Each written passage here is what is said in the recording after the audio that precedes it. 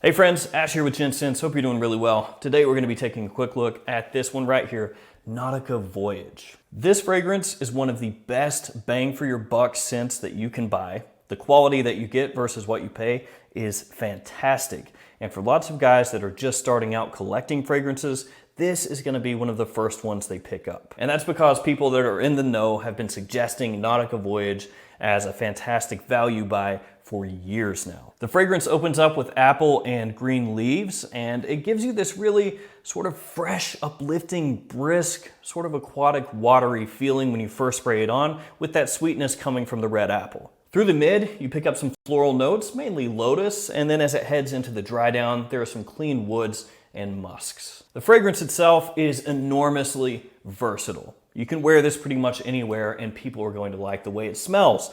And unlike some other fragrances that are very affordable, Nautica Voyage doesn't hit you with this overly harsh, chemically synthetic feeling. So when you first spray this one on, it gives you more so the feeling of stepping out of a shower, like you're very clean. That's really what this one goes for, and it pulls that off fantastically. There are also lots of flankers in the Nautica Voyage line, though this one, the original Nautica Voyage, remains the most popular, and for good reason. It's the best one. Not that those other Nautica Voyage fragrances, the flankers that came after this one, are bad. A lot of them are actually really serviceable, really nice fragrances, especially for the price you can pick them up at. It's just this one, the original, is the best. Now, one thing to keep in mind with Nautica Voyage is that there are a couple different cap styles. So the older bottles of Nautica Voyage, like mine here, have a metal cap.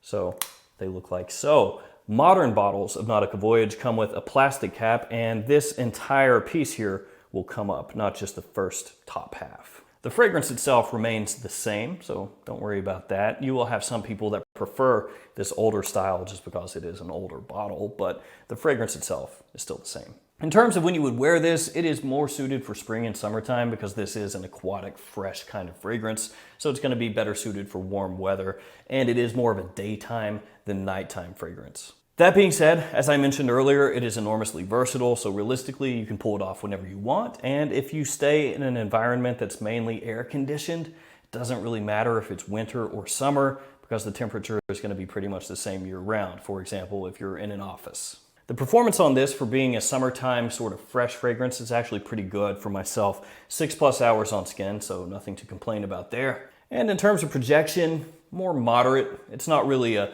beast mode fragrance. It's not going to choke people out, but I think that's for the better here.